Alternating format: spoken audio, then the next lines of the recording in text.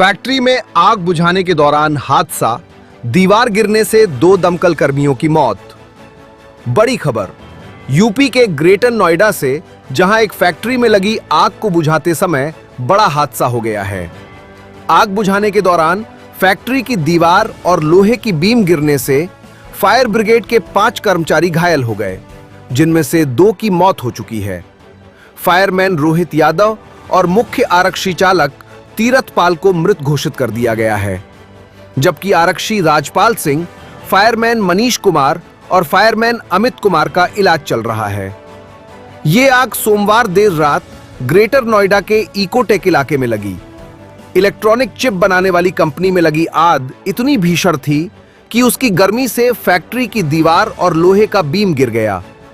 फिलहाल आग पर काबू पा लिया गया है, लेकिन फायर ब्रिगेड के 2 कर्मचारी जान गंवा बैठे। आज सुबह लगभग 3:15 बजे थाना इकोटेक क्षेत्र अंतर्गत एक प्राइवेट कंपनी है, इलेक्ट्रॉनिक्स की कंपनी है जिसका नाम इंजन है। ये चिप्स बनाने का और इलेक्ट्रॉनिक बहुत सारे डिवाइसेस के लिए काम करते हैं। इसमें रात्रि में वही 3:15 बजे के आसपास आग लगने की सूचना फायर सर्विस को प्राप्त हुई और इस पर तत्काल प्रतिक्रिया करते हुए स्थानीय पुलिस और फायर सर्विस वहां पर अपने इक्विपमेंट्स फायर टेंडर के साथ मौके पर पहुंचे। रात्र में काफ़ी बड़ी संख्या में वहां पर नाइट शिफ्ट चल रही थी, काफ़ी कर्मी काम कर रहे थे। रेस्क्यू ऑपरेशंस के साथ साथ जो है फायर फाइटिंग प्रारंभ की गई।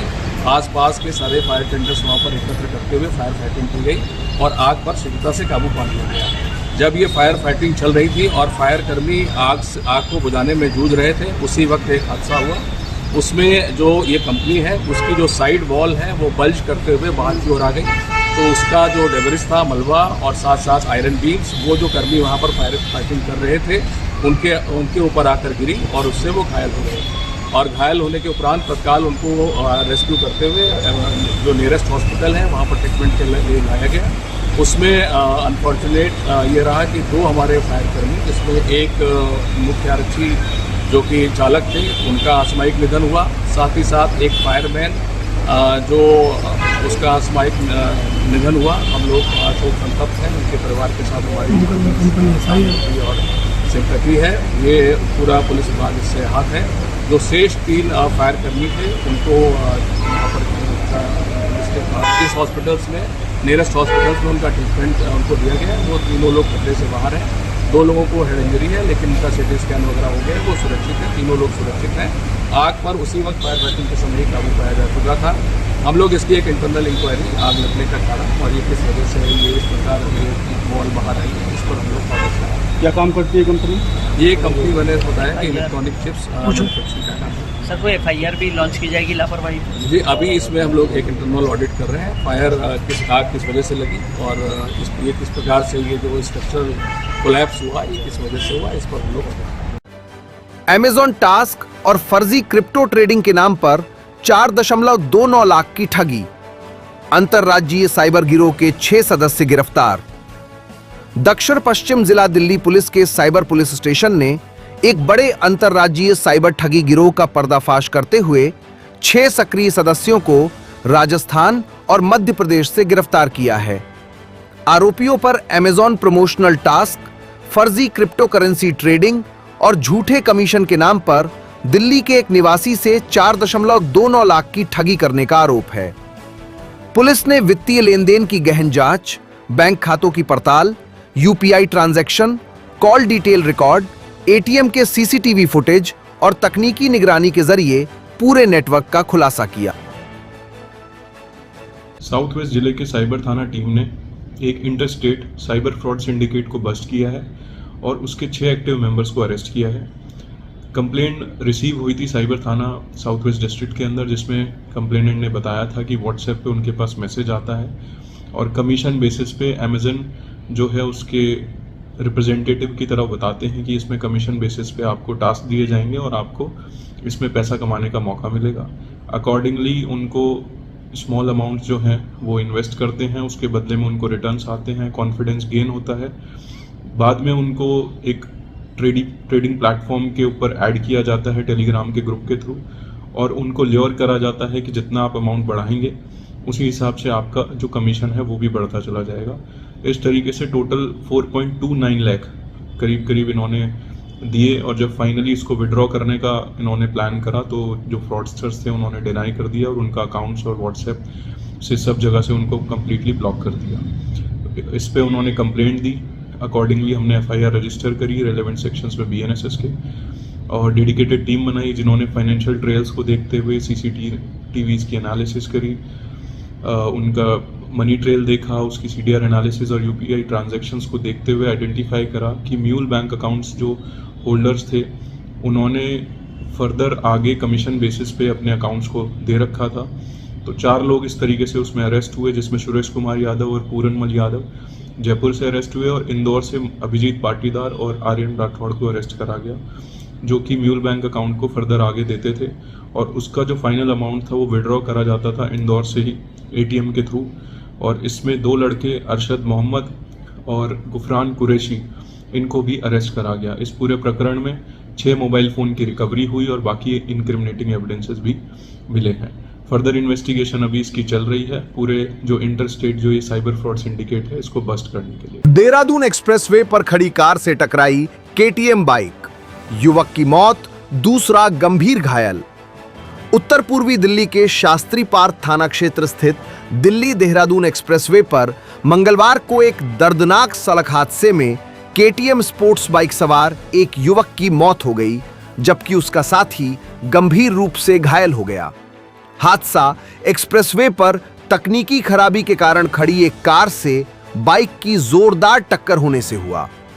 पुलिस ने शव को पोस्टमार्टम के लिए GTB अस्पताल की मोर्चरी में भेज दिया है और पूरे मामले की जांच शुरू कर दी है। पुलिस के अनुसार मृतक की पहचान अमान के रूप में हुई है, जबकि उसका दोस्त फैज गंभीर रूप से घायल है। घायल का अस्पताल में इलाज चल रहा है, जहां उसकी हालत चिंताजनक बनी हुई है। प्रारंभिक जांच में सामने आया है कि मंगलवार सुबह करीब 10 बजे दिल्ली देहरादून एक्सप्रेसवे पर एक टाटा टियागो कार तकनीकी खराबी के कारण बंद हो गई थी। चालक सड़क किनारे कार का टायर बदल रहा था। बताया जा रहा है कि उसने कई बार national highway authority of India से संपर्क कर रेस्क्यू वाहन भेजने की मांग की, लेकिन काफी देर तक कोई सहायता नहीं पहुंची। करीब 12:30 बजे तेज रफ्तार KTM स्पोर्ट्स बाइक पर सवार अमान और फैज एक्सप्रेसवे से गुजर रहे थे। सामने खड़ी कार को समय रहते नहीं देख पाने के कारण बाइक सीधे कार से जा टकराई। टक्कर इतनी जबरदस्त थी कि अमान की मौके पर ही मौत हो गई, जबकि फैज गंभीर रूप से घायल हो गया। हादसे के बाद मौके पर अफरा तफरी मच गई और राहगीरों ने तुरंत पुलिस व एम्बुलेंस को सूचना दी। सूचना मिलते ही शास्त्री पार्क थाना पुलिस मौके पर पहुंची और घायल को अस्पताल पहुंचाया। पुलिस ने घटनास्थल का निरीक्षण कर साक्ष्य जुटाए तथा दुर्घटनाग्रस्त बाइक और कार को कब्जे में ले लिया। शव को पोस्टमार्टम के लिए GTB अस्पताल की मोर्चरी में सुरक्षित रखवा दिया गया है। जांच में यह भी सामने आया है कि जिस दिल्ली देहरादून एक्सप्रेसवे पर यह हादसा हुआ, वहां 2 पहिया वाहनों के प्रवेश पर प्रतिबंध है। इसके बावजूद दोनों युवक KTM बाइक लेकर एक्सप्रेसवे पर पहुंच गए थे। पुलिस अब यह भी जांच कर रही है कि प्रतिबंधित मार्ग पर बाइक कैसे पहुंची और हादसे के समय यातायात प्रबंधन में कोई चूक तो नहीं हुई। प्रवीण कुमार जी। आप प्रवीण कुमार जी, आप कहाँ से आ रहे थे और मैं DLF से आ रहा था। सिटी मेरा कनाट से मेरा ऑफिस है, सरस्वती एग्रीकल्चर लिमिटेड में मैं मैनेजर हूँ। रोज का मेरा यही रूट है। ठीक है। और क्या हुआ कि गाड़ी मेरी जो है वो बरस हो गई थी, वो चक्का धुआं हो रही थी, वो लॉक हो गई।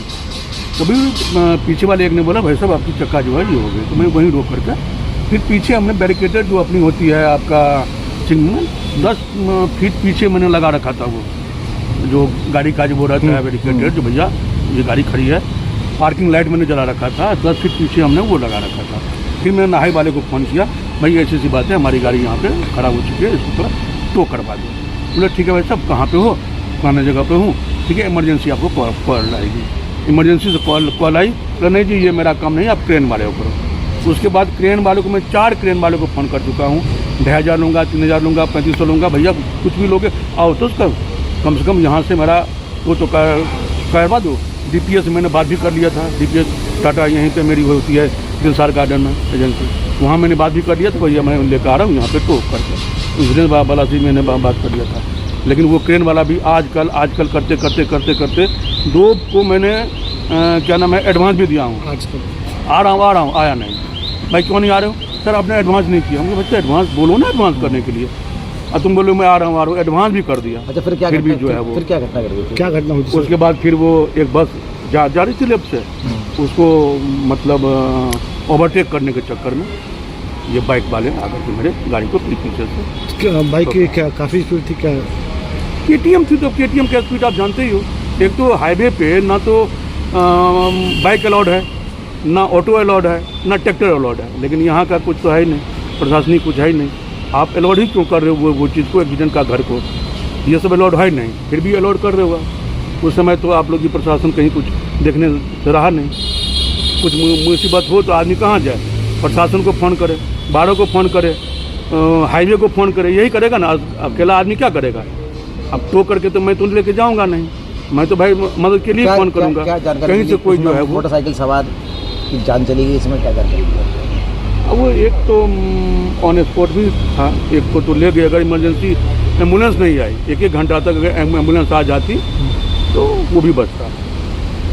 एक को तो ले गए। आप मौके पे खड़े थे उस वक्त? मैं सब बोला आप साइड हो जाओ, क्योंकि रेट में है तो साइड हो गए। आप मतलब आप वहीं? हाँ वहीं पे। फिर मैंने को कॉल किया था अपने आदमी को। गाड़ी कब खराब हुई थी आपकी?